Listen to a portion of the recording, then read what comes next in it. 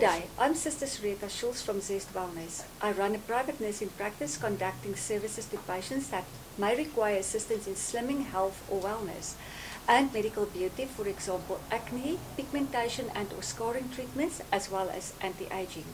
Pathology services and intravenous therapies are also available at Zest, as well as nursing consultations and some vaccinations. I have a passionate interest in female health care. I also refer to medical practitioners and or specialists if needed and when needed. I am also a life coach with a focus on holistic well-being. Today we will talk about vaccinations, also referred to as immunization or inoculation. A vaccine is an agent that resembles a disease caused by one or more microbes. It is administered orally or via injections. A vaccine is made from a weakened form of the microbe or its proteins called the antigen in order to provide immunity to a particular disease. There are 7 types of vaccines. We are only going to concentrate on the 2 basic vaccines in this video, namely live attenuated vaccines, the so-called weakened vaccines, or inactivated vaccines, the dead vaccines. Live attenuated vaccines consist of the protein or pathogen that is weakened before it is included into the vaccine. For example, mumps, measles, rubella, rotavirus, varicella and yellow fever, to only name a few. Administration of these are normally once or via injection or 3 dosages if given orally. Inactive vaccines consist of a weakened virus or bacteria that is grown in a culture medium and is then inactivated or killed before it is included into the actual vaccination.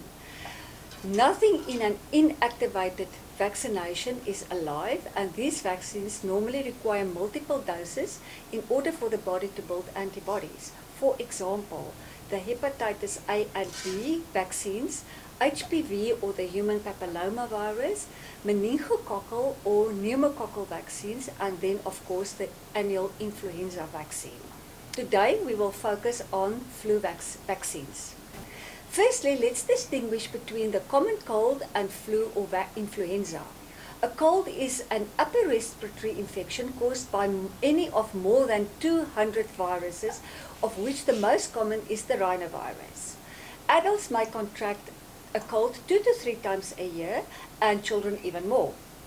Common cold symptoms are usually milder than flu symptoms, and people with colds are more likely to have a runny or stuffed nose, headaches, loss of appetite, sore throat, sneezing and or cough, and even vomiting due to excessive phlegm production. A cold will not morph into influenza or flu, as influenza or flu is caused by different viruses than a cold and attacks your respiratory system, including your nose, throat and your lungs.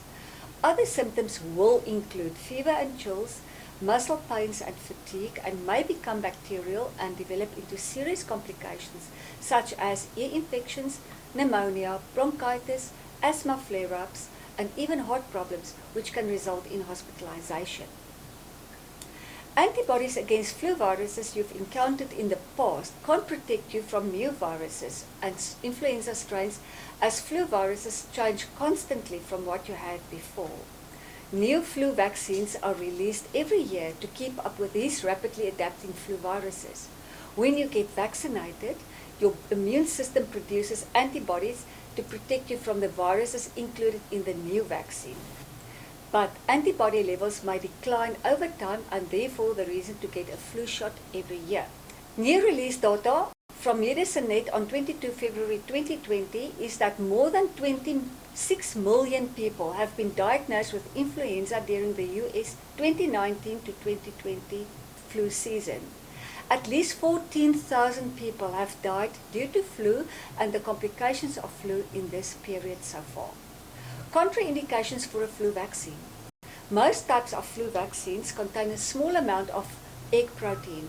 If you have an egg or suspected egg allergy or any concerns regarding egg allergies, please consult with your medical practitioner.